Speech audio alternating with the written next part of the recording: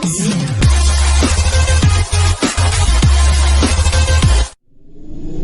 Jungle.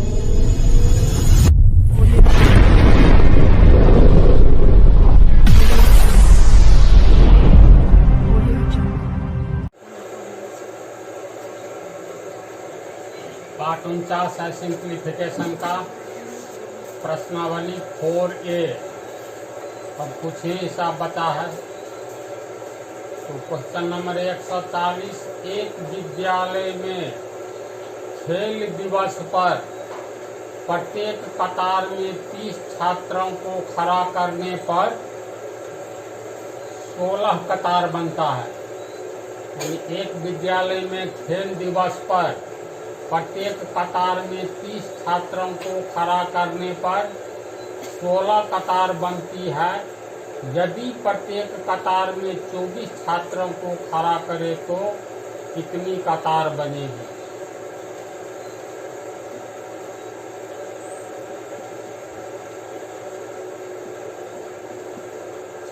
एक विद्यालय में खेल दिवस पर प्रत्येक कतार में 30 छात्रों को खड़ा करने पर 16 कतार बनता है।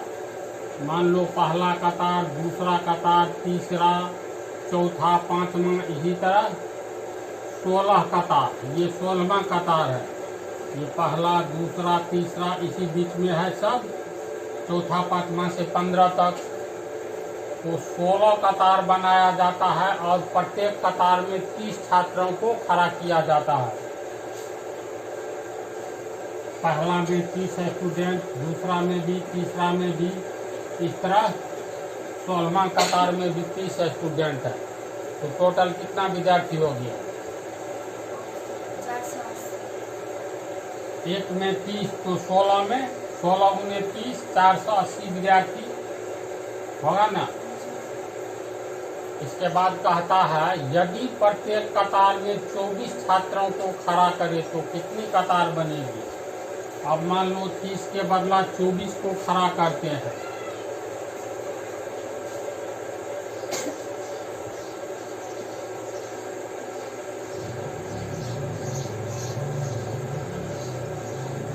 तो प्रत्येक कतार में 24 विद्यार्थी को खड़ा करेंगे तो कितनी कतार बनेगी? तो मान लो x कतार 16, 17, 18 इस तरह कुछ न कुछ तो बनेगा। तो मान लो x कतार बनेगा। x का मान 20 भी हो सकता है, 21 भी, 22 भी, 23 भी, 24 भी, जो हो। तो एक कतार में 24 लड़का, तो x कतार में 24 गुने x यानी 24x विद्यार्थियों की संख्या होगी अगर x कतार बने तो। लेकिन दिया हुआ है विद्यार्थियों की संख्या कितना? 16 कतार में 480 और x कतार बनेगा प्रत्येक कतार में 24 विद्यार्थी। तो x कतार में 24x टोटल विद्यार्थी, और टोटल विद्यार्थी है 480। तो इसका मतलब 24x बराबर 480, इसीलिए x बराबर 480 बटा 24 बराबर 20 है ना।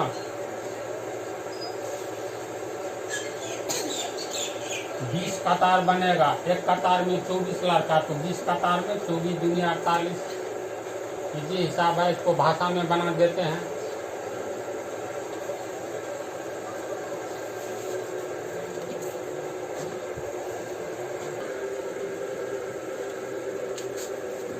इसमें कतारों की कुल संख्या 16 है और प्रत्येक कतार में विद्यार्थियों की संख्या 30, इसलिए कुल विद्यार्थी 16 गुने 30, 480, समीकरण 1।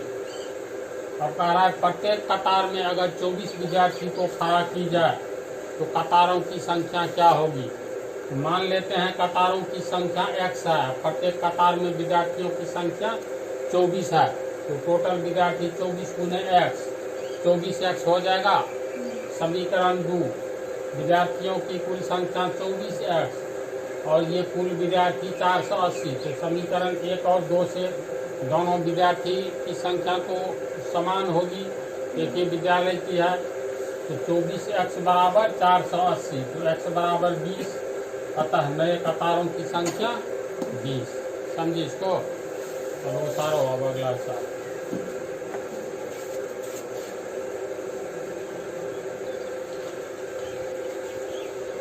अगला प्रश्न, जब एक गेंद कुछ ऊंचाई से गिरती है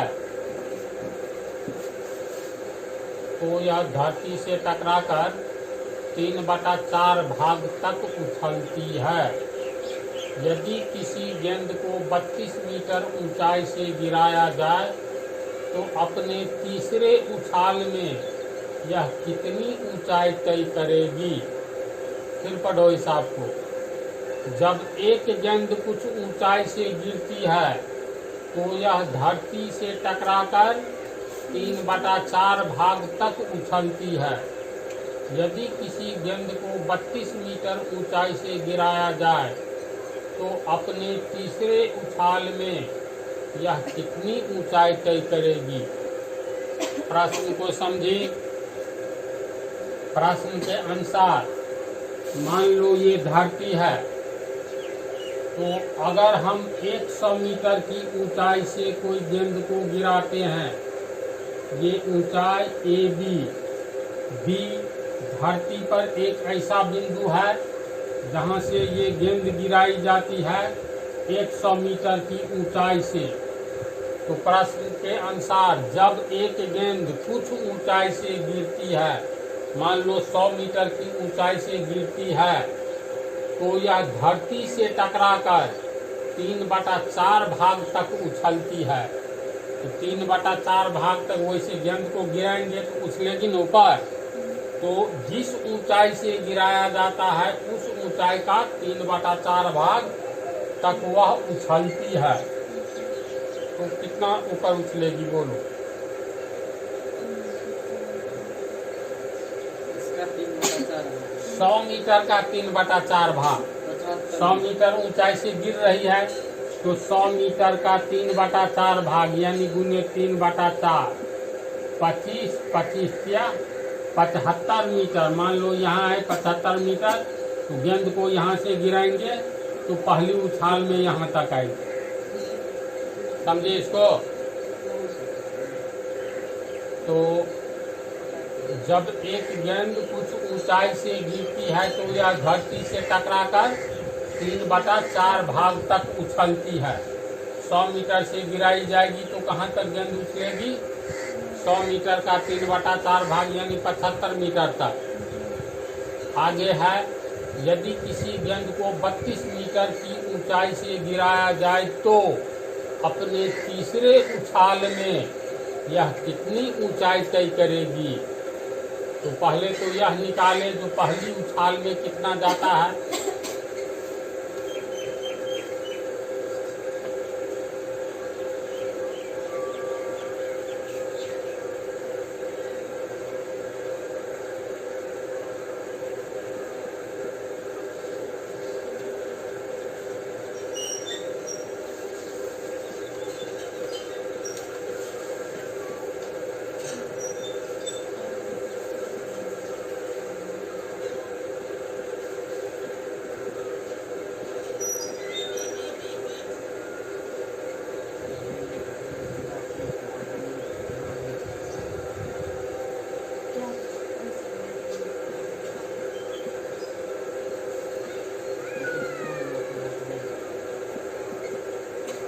अपनी पहली ऊंचाई में गेंद को 32 मीटर की ऊंचाई से गिराने के बाद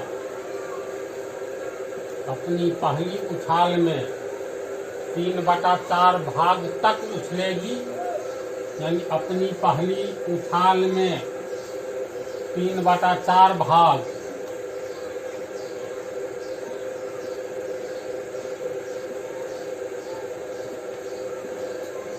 इसका क्या अर्थ हुआ? अपनी पहली उछाल में 3/4 भाग तक उछलेगी तो कुल ऊंचाई 32 मीटर से गिरी है ना, तो 32 मीटर का 3/4 भाग निकालेंगे।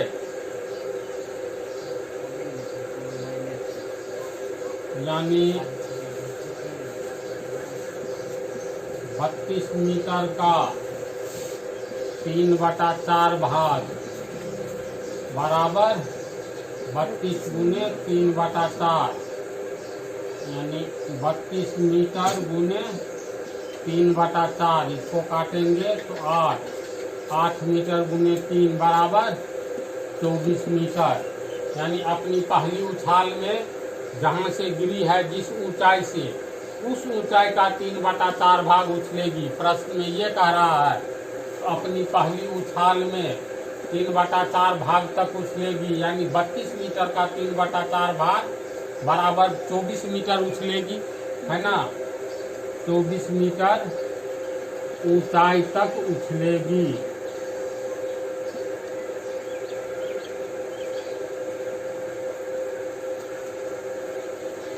इसमें कह रहा है जो अपने तीसरे उछाल में यह कितनी ऊंचाई तय करेगी। 32 मीटर कहाँ दिया है? दूसरी बार फेंकने यहाँ है ना 32 मीटर, दूसरी बार में ना। यदि ये तो दिया है जो किसी गेंद को कुछ ऊंचाई से गिरती है तो यह धरती से टकराकर 3/4 भाग तक उछलती है, तो जहाँ से गिरेगी वहाँ से उस ऊंचाई का 3/4 भाग। ऊंचाई नहीं दिया है, दिया हुआ है ना। कुछ ऊंचाई से गिरती है तो मान लो ये ए ऊंचाई से गिरती है, बी सी पृथ्वी है, ये डी बिंदु पर गिरती है, ये दिया हुआ है 32 मीटर।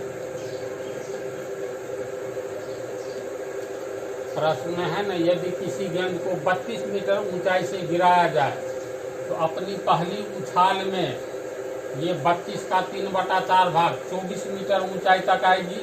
तो मान लो ये यहाँ पर 24 मीटर की ऊंचाई है ई बिंदु पर, तो ये पहली उछाल में आया।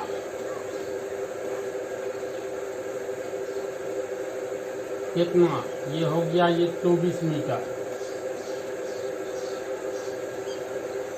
समझा। कह रहा है अपने तीसरे उछाल में कितनी ऊंचाई तय करेगी। जब ये पहली उछाल में 24 मीटर आया तो फिर जो गिरेगा, ये तो सूर्य में दे दिया है, जो कुछ ऊंचाई से गिरती है तो धरती से टकराकर 3/4 भाग तक उछलती है। 32 मीटर से गिरेगी तो पहली उछाल में 24 मीटर ऊंचाई तक आएगी। फिर दूसरी उछाल में अब देखो 24 मीटर से न गिर रही है तो 24 मीटर का 3/4 भाग उछलेगी, समझा। अब दूसरी उछाल में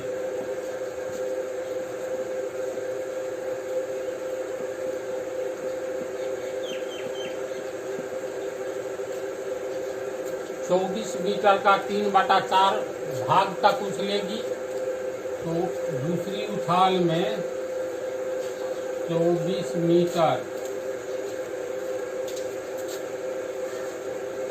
के 3/4 भाग तक उछलेगी।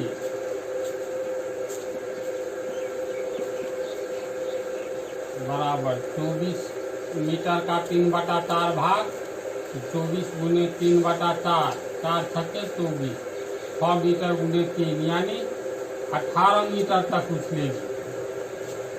अपनी दूसरी उछाल में गेंद क्योंकि 24 मीटर की ऊंचाई तक गया है पहली उछाल में, तो अब जो यहाँ से दूसरी उछाल में गिरेगी तो 24 मीटर का 3/4 भाग उछलेगी। तो 24 मीटर का 3/4 भाग 18 मीटर, अर्थात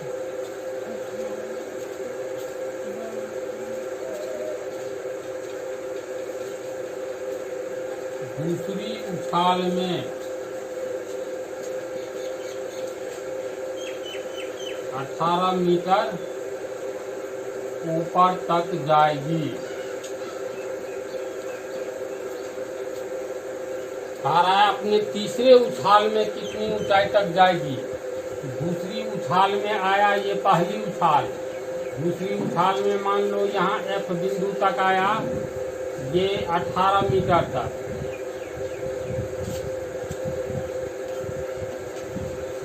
दूसरी उछाल में एफ बिंदु तक 18 मीटर। तीसरी उछाल में फिर 18 मीटर से जो गिरेगी तो अपनी ऊंचाई के 3/4 भाग तक उछलती है, इसीलिए तीसरी उछाल में 18 मीटर का 3/4 भाग, यानी ये हो गया 18 मीटर गुने 3/4। इसको काटेंगे तो 9, और ये हुआ 2, 9 या 27/2, 27/2 मीटर तक उछलेगी। तीसरी उछाल में, इसलिए आंसर बराबर तोड़ेंगे तो 13 दूनी 26, दशमलव में दोगे तो 13.5 मीटर। समझा इसको? हाँ, चौथी उछाल रहता तो 13.5 मीटर का 3/4 भाग निकालते, इसी तरह आगे बढ़ते जाते। दोनों हिसाब में कोई दम है नहीं, इसमें है थोड़ा सोचने वाला, तो इसको उतारो, अगले पार्ट में रहने।